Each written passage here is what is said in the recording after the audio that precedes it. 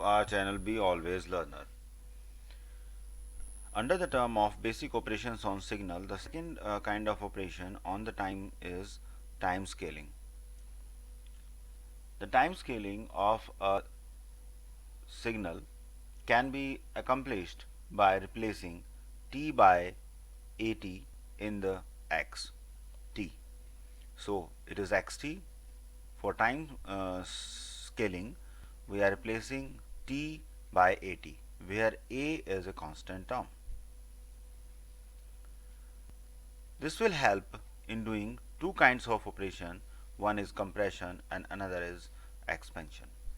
To make it more clear, we are having one example here, that xt is defined by this type of signal, which is having certain constant term and some gradually increasing, decreasing, and again some constant.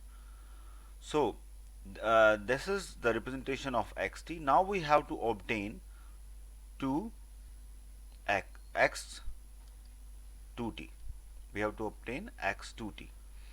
Now if 2 is multiplied by t, it means to map these axis component on this, we have to divide all the terms by 2.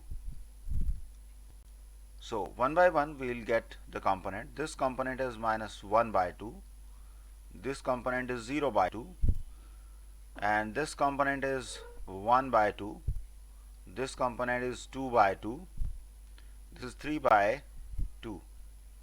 So this is a compressed form of this signal. So this operation we call compression.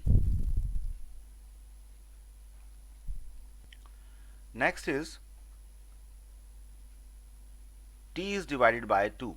If t is divided by 2, it means to get these points we have to multiply all the x time component with 2.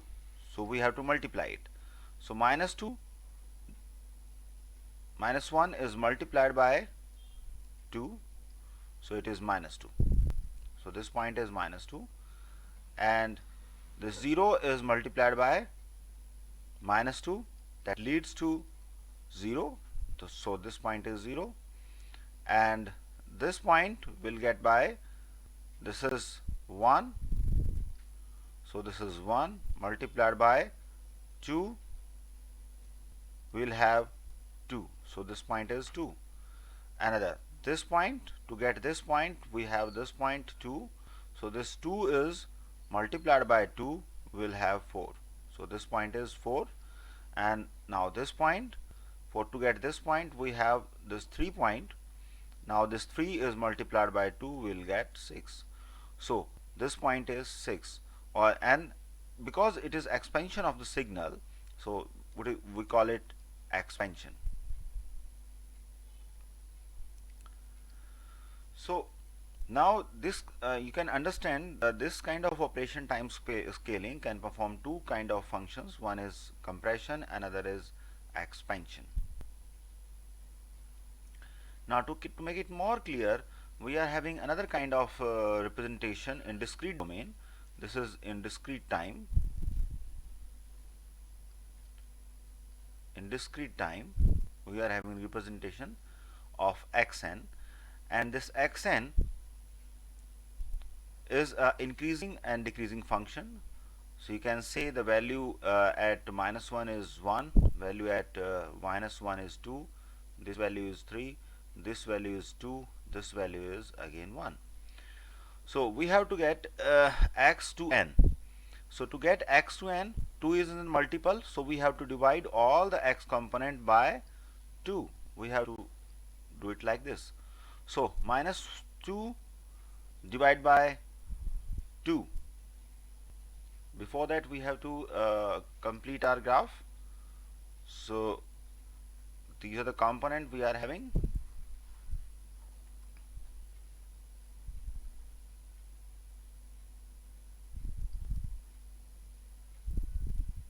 Right.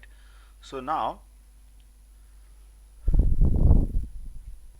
minus 2 is divided by 2, that will be minus 1. So this is minus 1. Another one is, this is minus 1, this is minus 1 divided by 2. So it will be minus 0.5. And this is 0, this is 0 divided by 2. It leads to 0. And on this is 1. So 1 is divided by 2. It is 0.5.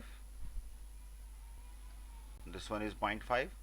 And for this one, we have this 2. So this 2 is divided by 2. We are having a 1. So this is the axis of x2n. This is 1. This is now 2. This is 3. This is 2. This is 1. So this is x2n. Now another one is that we are having the component xn by 2. To calculate it, that is n is divided by 2. Now here, to get it, we have to multiply each component, each x component by 2. So you can see we are not touching the y component, we are only touching with the x component because we are doing time related operations. So we have to multiply each x component by 2. So minus 2 multiplied by 2, this minus 2 multiplied by 2, we will get minus 2 multiplied by 2, it is minus 4, right? So here again it is minus 1, right? So minus 1 multiplied by 2, it is minus 2. So this point is minus 2. And this is 0 because 0 is multiplied by 2, it leads to 0. And again it is 1. So this 1 is multiplied by 2, so it is 2. And this 2 is going to shift, like 2 is multiplied by 2, it is going to be 4. So we are having the same amplitude, 1, 2, 3, 2, 1. So in that manner we can get the time scaling component. Now another case related to this is time reversal. Now just you can see this is the special case of time scaling. Now we are having x minus 1. X minus n is going to represent the time reversal. It is a special case because if I am going to multiply minus 1 by n, it means this is a coefficient or constant term multiplied by n. So this is a special case. Special case of time scaling, right? So for that we are having this component x minus n. So we are having xn here, so I just represent it like this. Now we have to calculate the x-axis component, right? So it is a multiplication here, we have to divide all the terms by minus 1. So just try to calculate, this point is located here. So 0 divided by minus 1, it is 0. This minus 1 is divided by minus 1, it is going to be plus 1, so it is represented here. And this minus 2 is divided by minus 1, it is 2. So it means the left side component is represented on the right side and the right side component is going to represent on the left side. So this 1 is divided by minus 1, this leads to minus 1. This 2 is divided by minus 1, so this leads to minus 2. So that is going to represent the mirror image along the y-axis. So say this is the y-axis. So component on the 0 is going to be the same one, it is not going to change, but the component on the left side is going to shift on the y-axis, is shift on the right side, and right side component will be shifted on the left side. So this is nothing but we can call it mirror image, and we can also call it flipping of a signal. So hope you like the concept, right? So in time reversal, we are also representing in the continuous domain also. In the previous slide, like we can take from this that this is a special case, so we can represent it. So let us have the representation. This is the axis, and uh,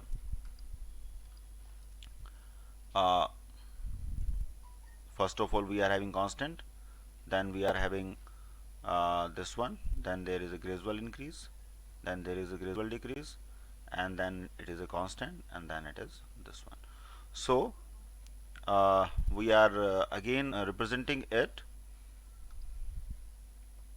So this component will be shifted on this one, so we can make our axis here, right?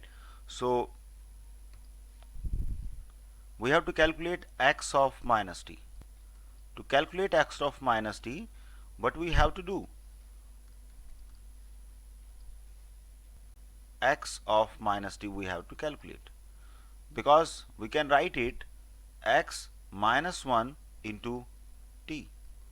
So we have to divide each term by minus 1. So this minus 1 is divided by minus 1, this will be positive 1. So it is going to shift on this side, this is 1. This is 0, this is divided by minus 1, so it is be 0. And this 1 is divided by minus 1, so it lies on the negative side of the axis, this is minus 1. This 2 is divided by minus 1, so it is minus 2, and this 3 is divided by minus 1, so it will be minus 3. Again, in the continuous domain, you can see that this y-axis is considered as a mirror, and we can just flip the left side component on the right side and right side component on the left side. So hope you like the concept, and please subscribe our channel.